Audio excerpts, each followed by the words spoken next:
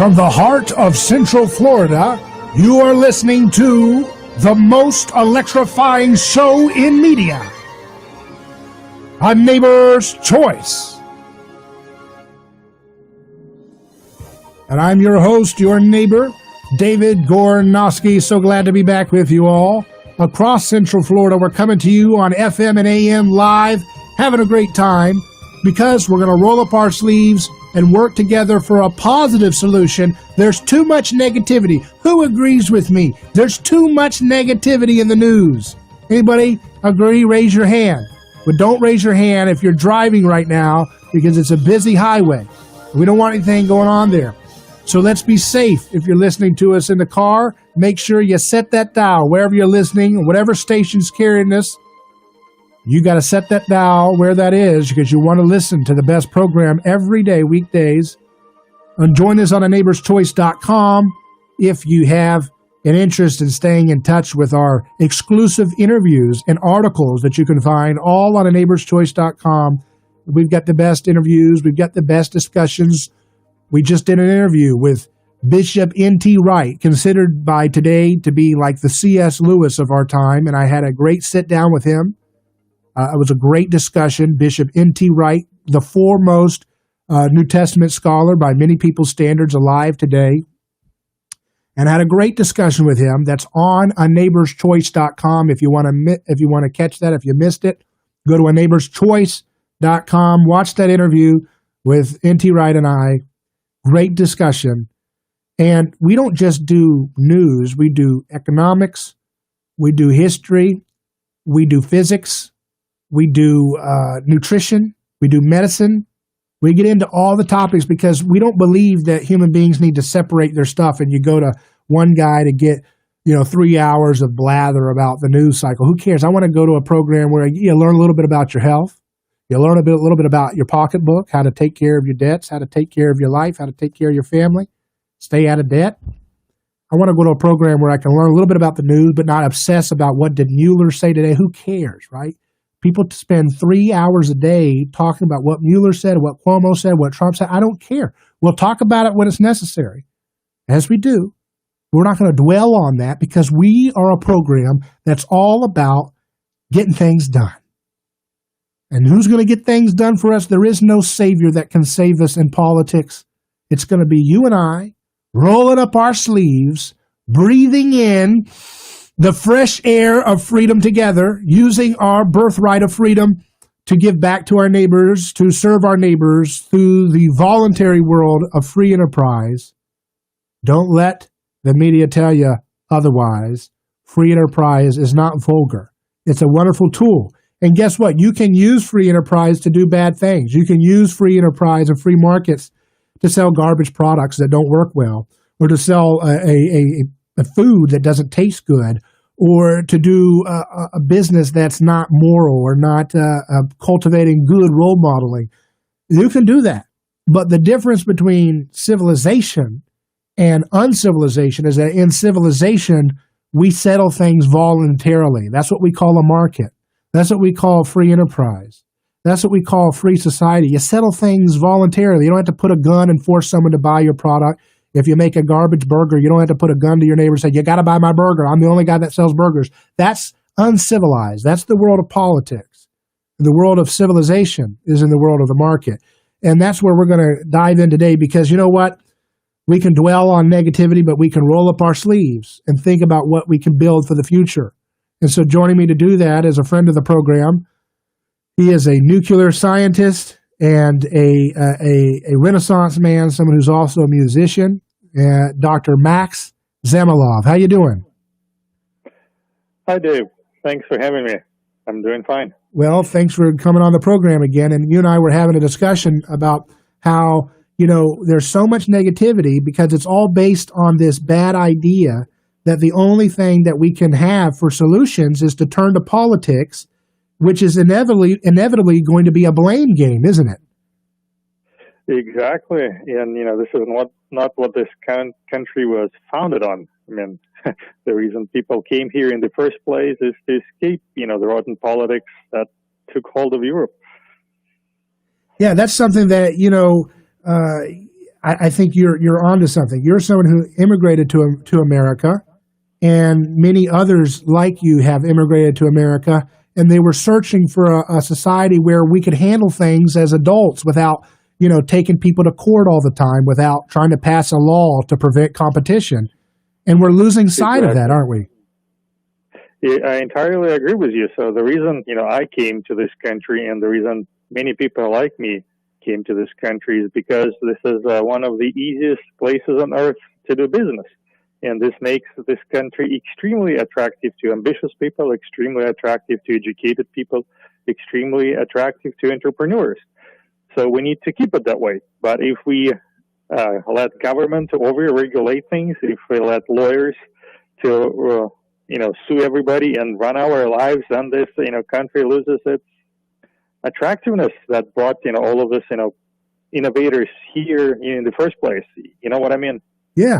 And that's something that, not to, we don't want to, dog on other countries, but that's what made America unique, is that you could come here and, in Europe, you had to be part of the aristocracy if you wanted to have a chance. If you weren't part of the old families or one of their favored merchants that they gave government privilege of monopoly to, then you had a very difficult time, developing a prosperous life in many of the old countries that immigrants came from to America. And I guess a similar thing, I don't know as much about Russia, but you come from Russia. Tell us a little bit about the context by which you saw America as an attractive place for you to move to and to become a citizen. Right. Well, the main reason I did move from Russia to America is because I wanted to live an honest life. That was a key motivation for me.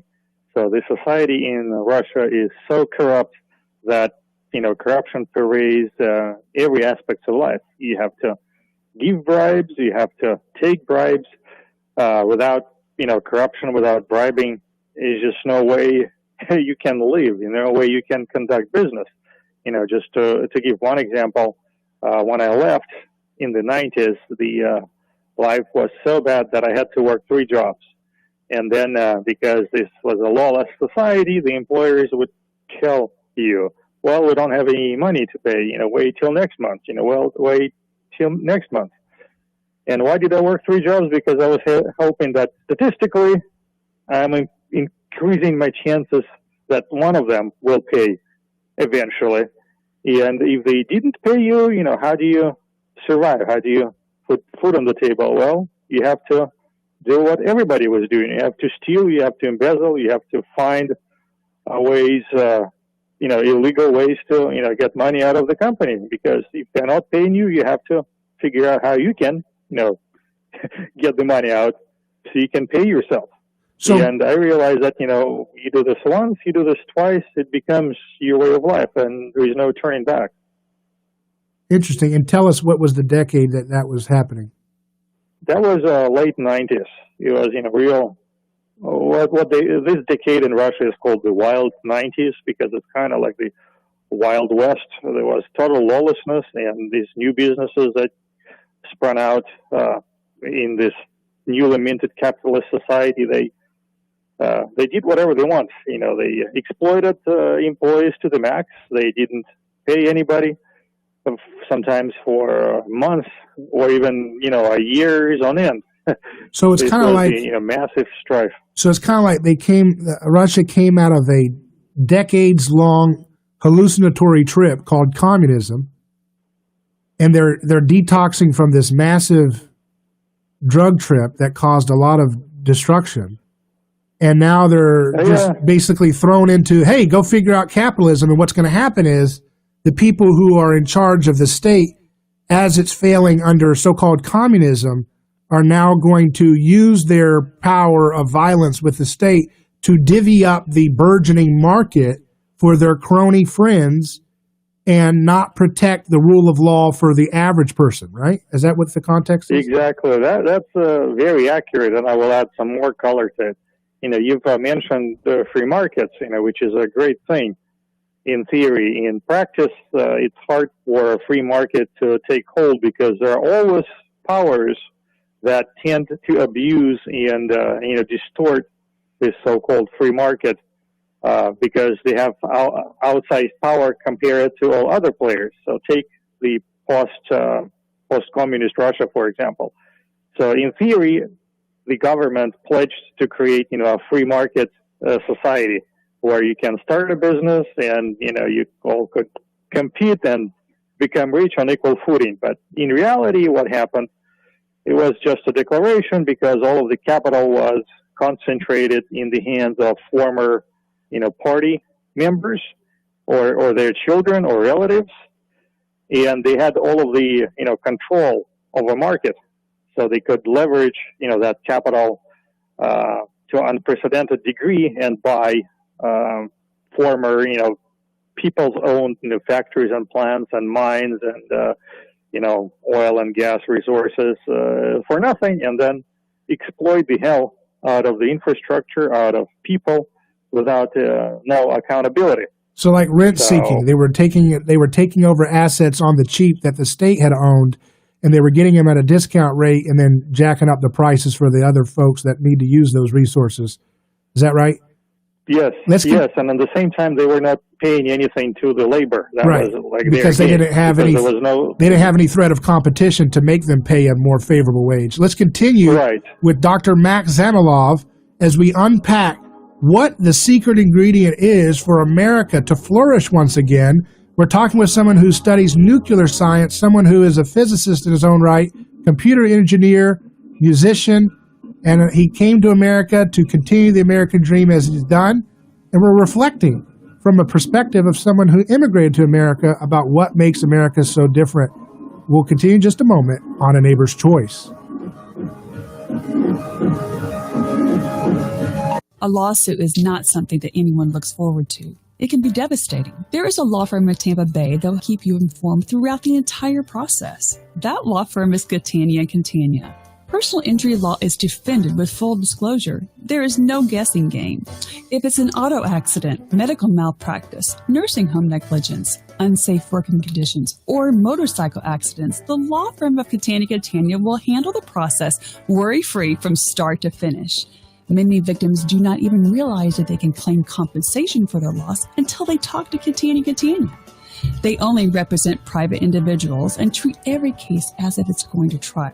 Putting families first is more than just a slogan. It's their way of practicing law. It's a commitment to you.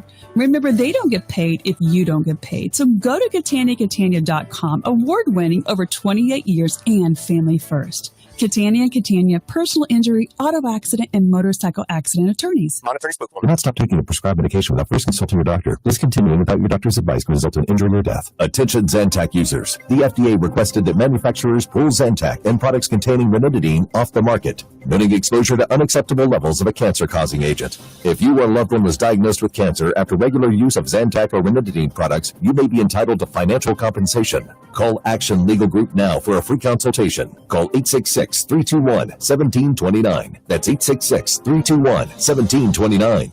Hey, it's Bubba the Love Sponge. With all the coronavirus stuff going on, you've heard the CDC say wash your hands about a zillion times. Studies show that the average person touches their face 23 times an hour. Your nose, eyes, and mouth, that's called the T-zone. And the T-zone is the most important area to keep clean. And for over 12 years, there's this product called TheraWorks Protect. It's been used by millions of emergency room patients and medical clinics to support infection prevention. TheraWorks Protect is easy to use, and it's safe to apply several times a day on your hands and around your nose and eyes and mouth, better known again as the T-zone. Just apply a small amount into your hand and rub it in until it dries, and then apply another amount and rub it all over your T-zone. Finding hand sanitizer sometimes can be difficult, and now you can order TheraWorks Protect online. Just get it directly from them. Go to tzone-protect.com and use the Bubba Kicker. When you use the Bubba /, you're going to get 20% off and free freight, and you're going to have it in a few days. Again, tzone-protect.com/Bubba. Start protecting yourself and the ones that you love now.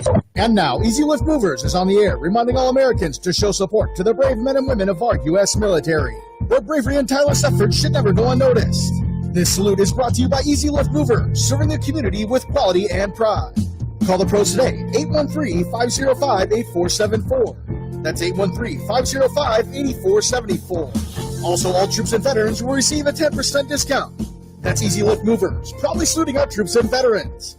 They are professionals who care.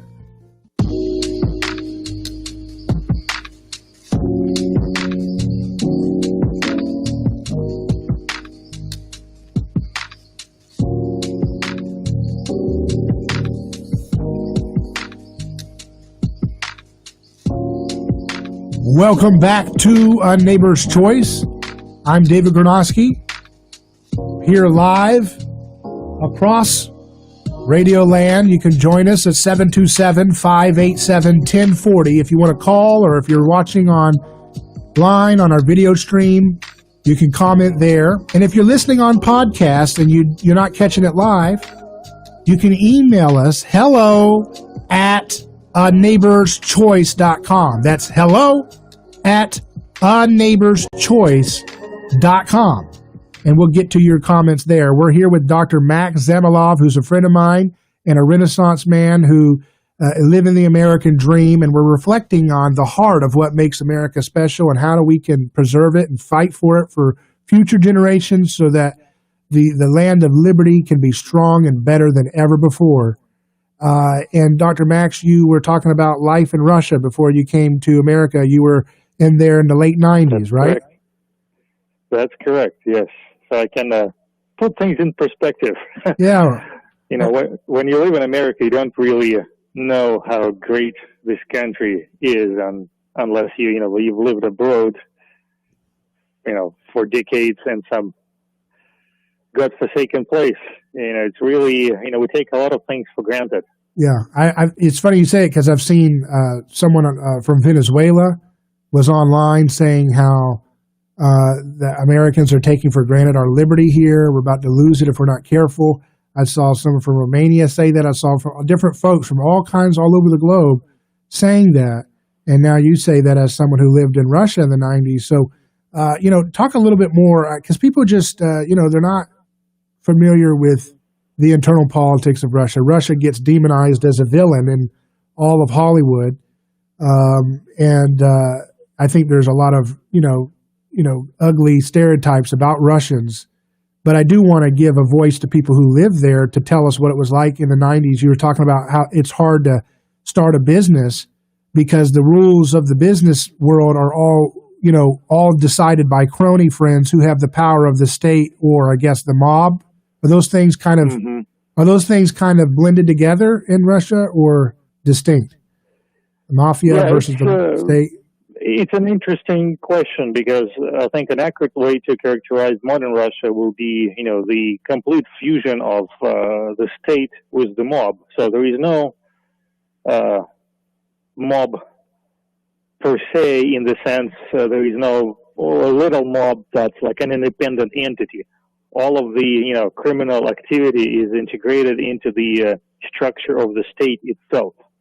And that's what makes Russia so disregarded and in many ways hopeless because, how can you fight the crime? How can you fight the mob if this is the state itself that you have to fight? You see what I mean? And that's similar to Mexico where cartels pay off certain, police and local governments to look the other way or to facilitate their control over a local market, right? I would argue it's entirely dissimilar because when you look at the Mexican problem, they have a drug problem, right? So the cartels are basically organizations, what I would call independent mob. They have a business to run, to sell drugs, and the state is supposed to fight them. And the way that is corrupt is they pay off, government officials or threaten them or both. And they go on with their business, but their business is, separate from the business of the state.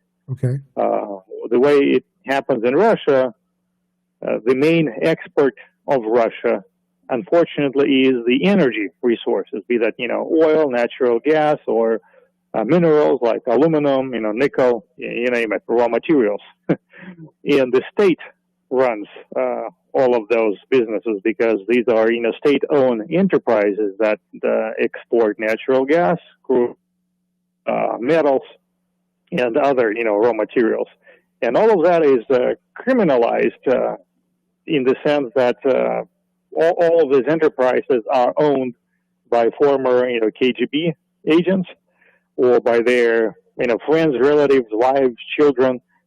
And these are the people that run the country, people that run the state. So they hold official positions, maybe, ministers or maybe, deputy ministers, or who knows. So they are government officials, and they are in control of this, export of natural resources. And the money does not, go to people. It does not get distributed to the population like it happens in, let's say, in the Gulf states, right, that export resources. So in Russia, instead, all of that money, one way or the other, flows to the offshores, to the foreign bank accounts, to the foreign, villas, to the foreign soccer clubs, and so on and so forth. So nothing is left to the Russians. And how do you fight it? You can't, because this is, how the state structures. Right. So in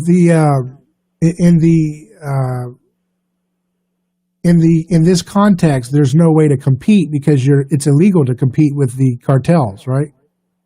Basically, yeah. I mean, all of this natural resource exports are pretty much, controlled by the state-run enterprises. And when Putin came to power, that wasn't yet the case. There were, private companies that were engaged in export of resources. And I'm not saying that's necessarily a good thing, but, about the first thing, Putin did, he summoned all of the oligarchs and said, well, you have to pledge your allegiance to this new state. And if you are not going to become one of us, you're going to cease to exist. And that's how, Gornoski got sent to jail and the Yukos got dismantled. Right. Very interesting. And then but Gornoski was also one of those oligarchs, right? He just didn't play ball with, and that's why. So he's not necessarily a good guy in this case. He's just an example of an oligarch that stepped in the wrong hands of political pushback. Exactly. All of them, are bad guys because one way or the other, they were, going to exploit the resources of Russia for their personal gain as opposed to, for the benefit of the population that inhabited the country.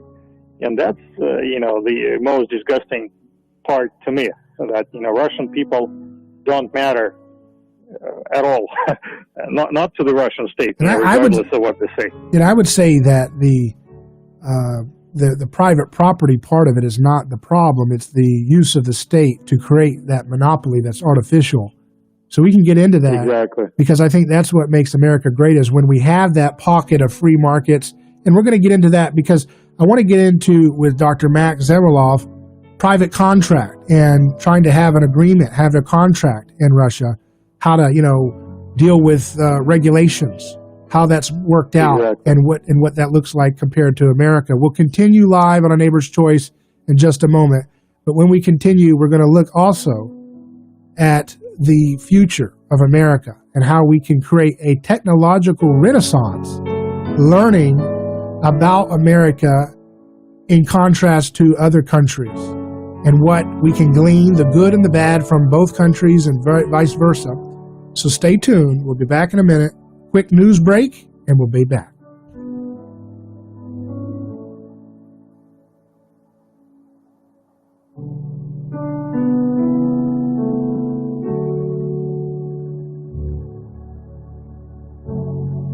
"2020 has been a tough year so far. 120,000 deaths. They're tearing down statues. But in this great country, there's one thing Americans can depend on. Freedom. Land of the free, home of the brave. Freedom. This is America. It's great to be in America. Just love America. Freedom. Love this country. Freedom. News Talk 1040 WHBO salutes those who sacrificed everything for our freedom. I am so happy to live in America. The majority of U.S. states now seeing a rise in positive coronavirus cases beyond an increase in testing. Hospitalizations and deaths also going up. Today, Vice President Mike Pence traveling to Arizona, one of the hardest hit states with record surges. He's in Phoenix. With cases rising dramatically, and not just here in Maricopa County, but all across Arizona. We wanted to be here to get a report from the ground. We'll take back what we heard here today. Government job numbers due out tomorrow, but we're also getting a snapshot from private businesses. Private employers in the U.S. added 2.37 million jobs in June, according to private payroll tracker ADP. Small businesses accounted for 937,000 of those jobs. The hospitality industry saw the biggest gains with 961,000 new jobs added. Jobs in information services, management of companies, and natural resources and mining saw a decline. ABC's Lionel Moise, Michelle Friends, and ABC.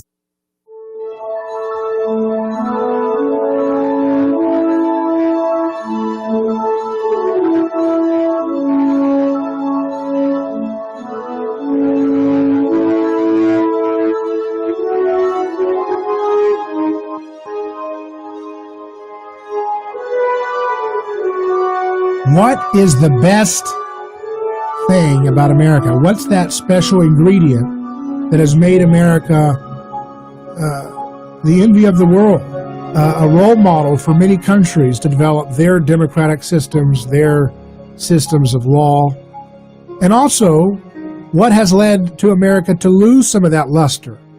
What has led the loss of that spark in America? There's a great stagnation.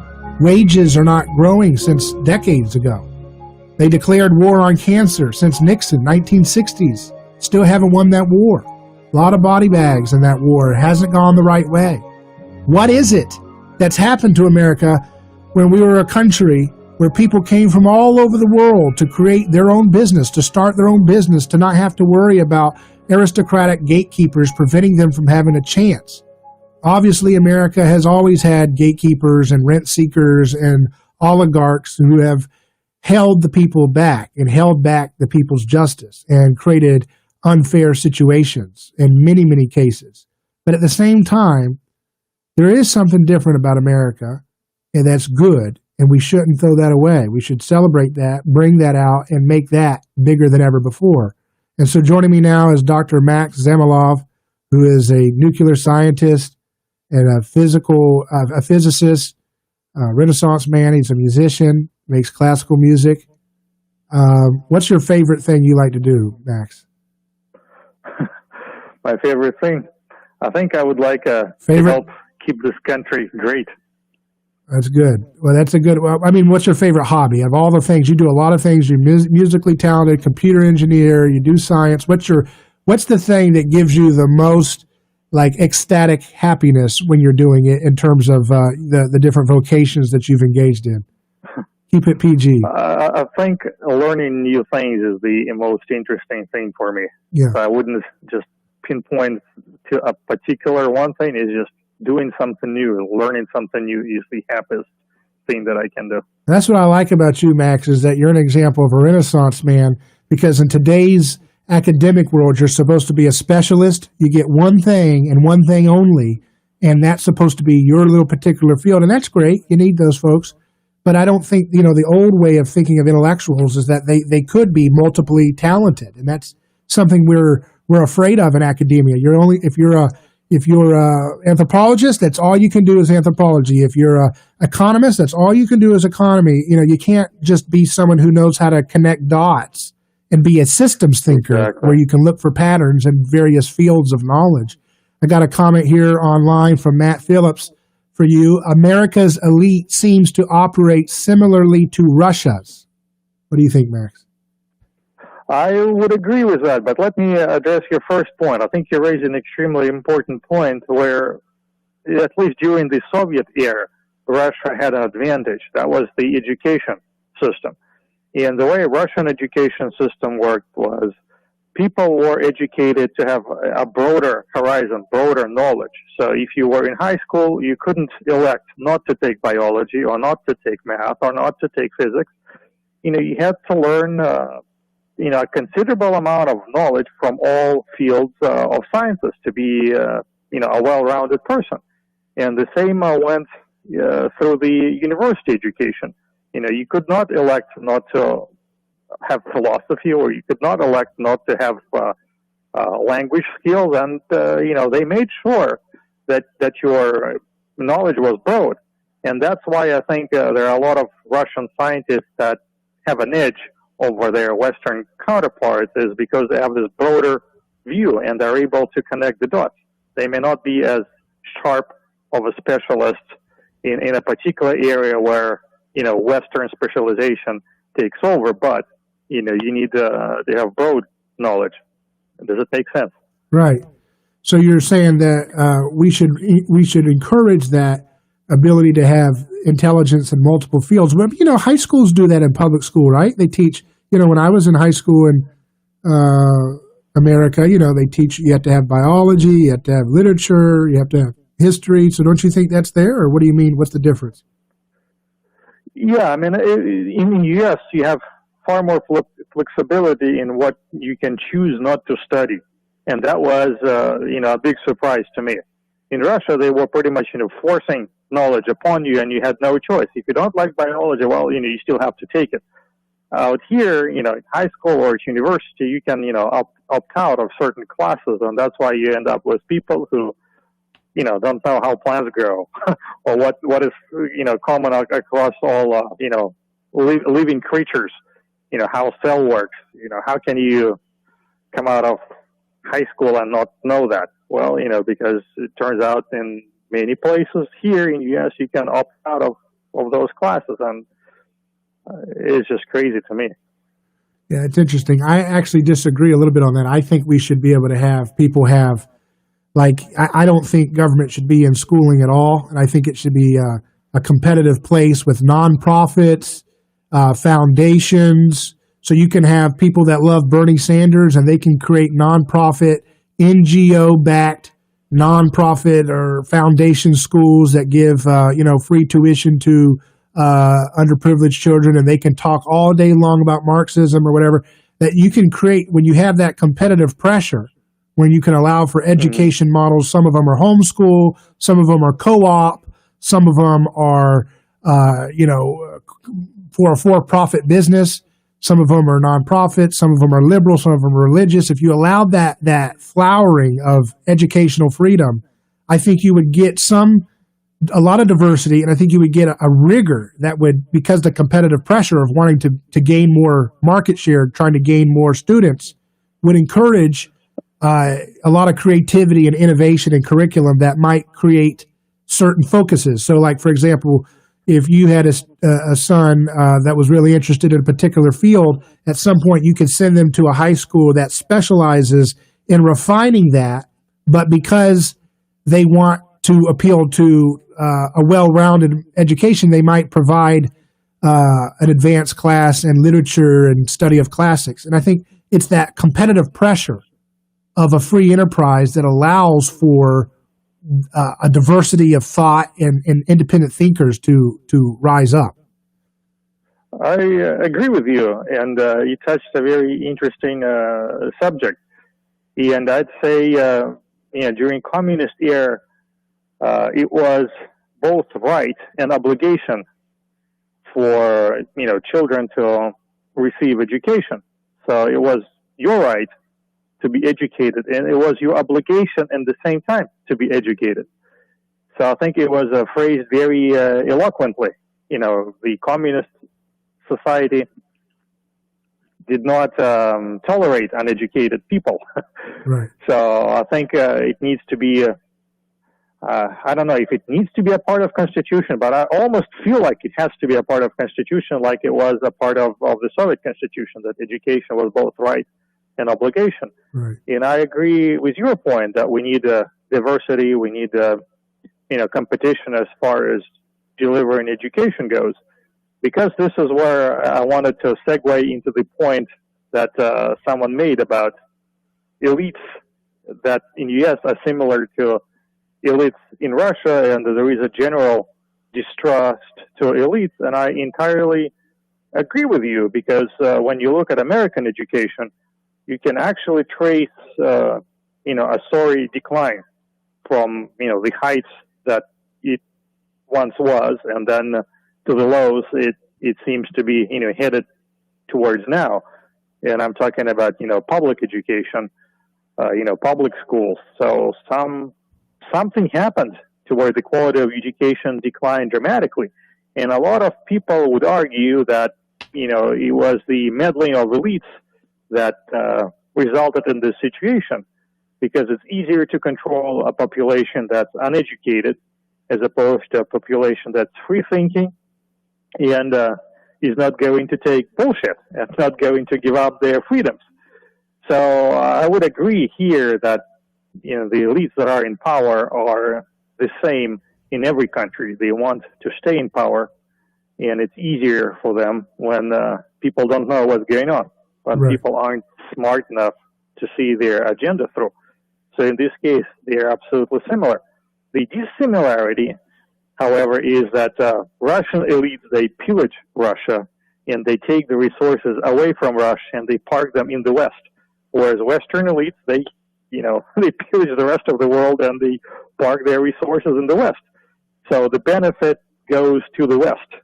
Well, some would say in America that our wealth has gone towards China to build up China because we've made trade deals where American workers can't compete with the slave level wages of Chinese poor folk in industries over there. And so because of our trade policies where businesses can have their benefits of being in America, tax cuts, things like that, and then they get their labor done in China where they can get below the wage that an American worker wants, that has offshored a lot of wealth over in China. Do you see that too, though? I agree with you mostly, and let me highlight an important point. I think you said an absolutely beautiful thing, that a lot of the wealth has moved to China. But I think what you meant by wealth is the intellectual wealth, engineering wealth. Because money, you can always make money. What you cannot easily make is this intellectual capacity, engineering capacity. So what has happened over years is a lot of this, engineering, scientific manufacturing capacity and know-how has indeed migrated to China. And the reason it stays in China now, it's not because labor is cheaper. In fact, recent surveys show that, Chinese skilled labor wages are on par with American now. But the reason manufacturing is staying in China is because if you want it, you cannot restart manufacturing in the U.S. now because there is no knowledge. There are no engineers. All of the engineers are in China. So if you want to build a next generation iPhone in China, you call up a few numbers and a room will be filled with engineers, production managers, assembly specialists who will look at your design and say, hey, we can make it. And this is in fact what happened when Steve Jobs was going to make an iPhone. He made a few calls. And the Western or American companies, they couldn't even call him the job, whereas, Chinese companies, they actually, without asking money, built prototypes and showed to him. Yeah. And said, well, do you want us to manufacture this? And why is this? It's because all of the knowledge is there. The knowledge has been transferred, and it's now missing from this country. I give you another example. So in the, 60s, Americans went to the moon. Right. And they developed a beautiful rocket and a beautiful F-1 engine. It was entirely made in America. And there are blueprints. There is everything. But this engine cannot be remade, even by the blueprints. Why? Because there are no people who understand the manufacturing process, the same way it was understood in the 60s. So if you take those blueprints, you cannot build the same engine because there is so much knowledge that's not in the blueprint. It's how you bend metal, how you stamp metal, how you machine it, how you treat it. All of that is knowledge between the lines that, went for granted. Yeah. And now it's lost, it's gone, so that engine cannot be remade. Yeah. We have to design a new engine. And who is going to design it if we keep moving our manufacturing to other places? Yeah, and that's where I think one of the reasons. Yeah, I think one of the factors too is, America used to be when it was growing exponentially in the late 19th century. That explosion of wealth that happens in that period is, they don't have an income tax, right? They don't have an income tax till 1913, right? So you have this explosion. They call it the robber barons and the Gilded Age because, yes, of course, there was some state privilege being granted for oligarchs. But largely speaking, there wasn't a lot of regulation. There wasn't a lot of disparagement of STEM, or what we would call STEM, or today. There wasn't there was a forward, optimistic view of the future in large part in America, and you had tariffs instead of income tax. So you would do tariffs against those trying to send products into America, and then you wouldn't tax your workers so they could keep the fruit of their labor. Exactly. And you didn't have then you got payroll tax where Social Security comes up. So people say today, oh, Americans, they don't take care of their wealthy, their elderly, like other people, other cultures do. And it's like, well, they used to before you had Social Security come about, because now it's like, well, government's going to forcibly take money, so grandma and grandpa are going to be fine, right? And then Medicare comes along and says grandma and grandpa will be taken care of medically, and they'll get a little paycheck.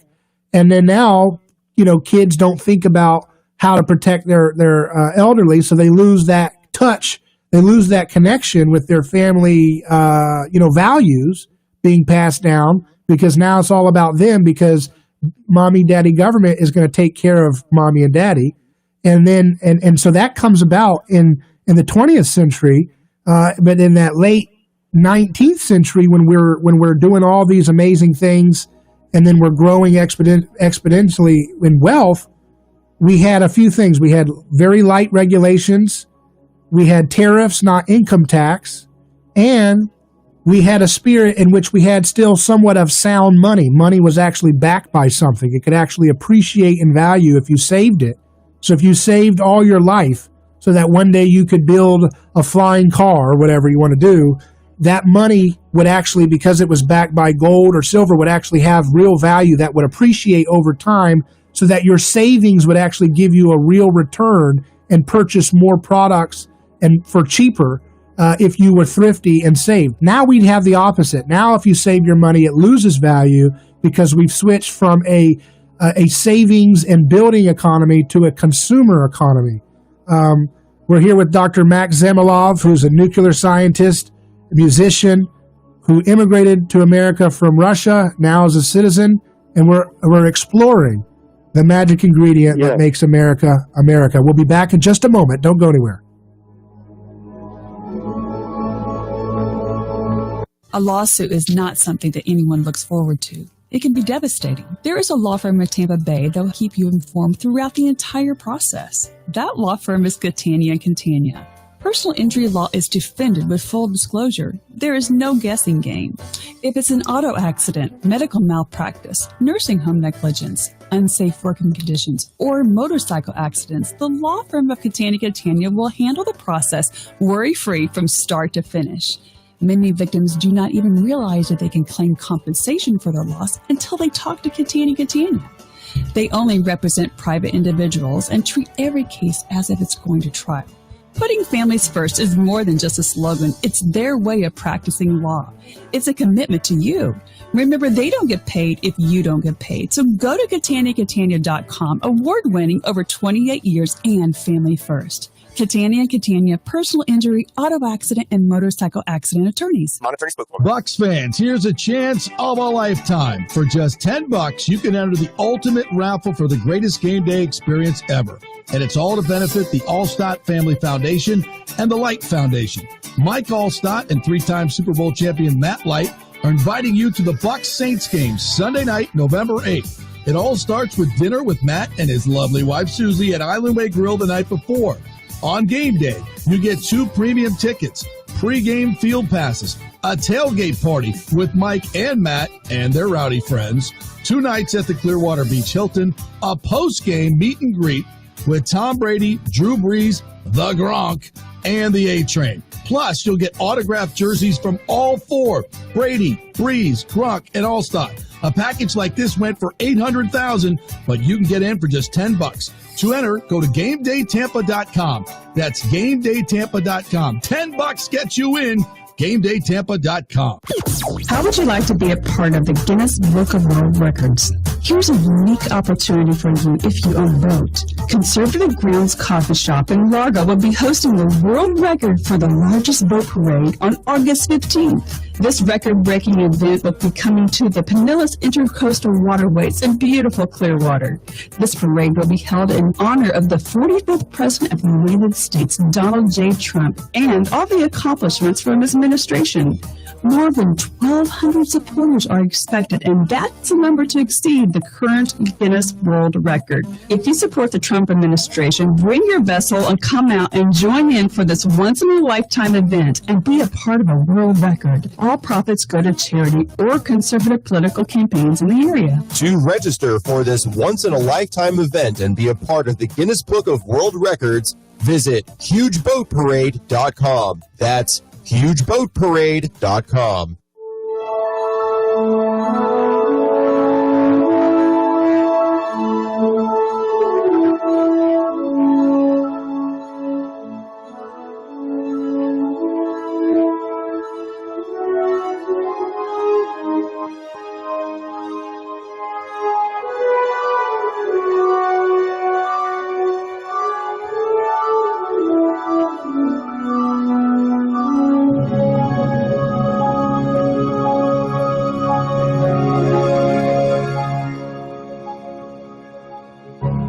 So, hello, this is David Gornoski. You're listening to A Neighbor's Choice.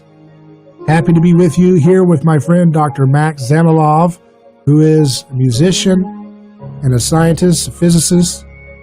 He came from Russia in the 90s, and now he's a citizen here in America, living the American dream in the pursuit of knowledge and truth. And we're talking about America, what makes it special, what makes it great, and how to make it better than ever before. So, Dr. Max, let's pick up where we left off. We're just getting started here. You made some very interesting points about taxes and taxation, how it all got, I'd say, perverted right. over 100 years. And I think there is a very simple recipe on how to make this country great again. That involves basically cutting or eliminating corporate tax and eliminating payroll tax. I think those are the two things that will result in absolutely booming industry, because the second you abolish corporate tax, all of the corporations, all of the world corporations would want to set up headquarters here and park their capital in the United States. So the United States, like a vacuum cleaner, is going to suck in all of the world companies that prefer to be elsewhere because of the corporate tax. So as soon as you abolish it, you make the playing field unfair in America's favor. Everybody's going to rush here. And if you do away with the payroll tax, it is not going to be any shadow economy, shadow employment. It will be so easy to hire people, because now you're not worried, we have to pay this person twice the amount we've been paying them before, because, the second half goes towards taxes. That's crazy. You see what I mean? Yeah, I agree. And I think we should get rid of the personal income tax too, because it's an attack against labor, It assumes so that the government owns your labor and they give you a piece of it back to you every year, Right. So the government has really, really bloated, and this is where the bird-eye view of the encyclopedic knowledge sort of helps, because you can draw from biology. So what do we have in biology that is so relevant to the political system? Well, in biology, all biological entities have a finite life. So everything gets born and everything dies, and that's for a reason, because over time, organism gets damaged. Your DNA gets damaged, your organs get damaged. This is, part of life. The body cannot repair itself perfectly. I mean, it does repair itself, but not perfectly. So DNA repairs itself, but imperfectly. So over time, these defects accumulate and they distort the function. So eventually we grow old and we die, and that's for a good reason. So where a new thing that's born is perfect and it has its time. But what happens in the government and in politics, when something is created, it exists forever. And this is where, corruption accumulates. This is where, the distortion, the perversion accumulates. So the entities, political entities, government entities need purging. everything needs purging, like wildfires. We need the economic crises to purge non-viable businesses, because this is how nature works. The survival of the fittest. We have to purge and start from scratch. Otherwise, the perversion and inefficiencies build and accumulate. And government has never purged itself. It just grows bigger and bigger and bigger, and that's what's holding us back. Yeah, because that's why the founders limited the power of the central government to that which was contained within the limitations of the Constitution, particularly Article 1, Section 8, constricted the Congress to not have unlimited power over every decision, that those things would be left to the state and the people. The 9th and 10th Amendment talk about how power should be, that are not enumerated here in the freedoms that are not specifically mentioned in the Bill of Rights, are to be left up to the states or the people to deal with and to maintain. And yet, so they were trying to create a foolproof system that would allow, would prevent government from having their permanent entities that rot and decay and never get out of the way, by limiting the power of the government to be involved in things and services and things in the first place, But the problem is, Dr. Max, is that the mistake of the Constitution was the idea that the moral people would maintain their morality. What we get the doctrine of positivism in legal theory, which is the idea that law is to be made up based on precedent rather than in something that's right or wrong. And so that's what happens with immoral people, which we've become, is that we don't believe that there's anything above us. We don't believe there's a right or wrong. We believe that, you can steal, you can prevent business competition, you can squash people's speech, you can do this because these courts did this before us. They rendered a verdict that said you can strip someone's right of free speech here, you can strip someone's right of private contract here, you can do it here and there, and as you go, it creates a snowball of chaos, which is what we're getting in America. Positivism. I entirely agree with you. So the justice system is not about justice at all. It is about the mechanics of the law. And the two cannot be further apart, because the mechanics of the law is not necessarily serving justice. In fact, it was appalling to me to learn through my personal experiences that judges don't decide on what's just. They just decide on the law. And they don't care if it's just or not, as long as it's the law. Right. There's some folks we've had on the program here, like John Boleyn, who's serving 4 back-to-back life sentences for a first-time nonviolent drug offense where he allowed his boat to be used by other people moving drugs. So he looked the other way, and he's got 4 back-to-back life sentences in federal prison. Even though he didn't actually handle drugs himself, he gets 4 back-to-back life sentences. So that's what law becomes when it becomes a law unto itself rather than something rooted in something transcendent like right and wrong. So Dr. Max, this has been a great episode with you. We're going to keep you on because we're just getting warmed up. We're just getting fired up, and you've made a great impression in Radioland today. We're going to keep this going in just a moment. Stay tuned. More for A Neighbor's Choice in just a moment.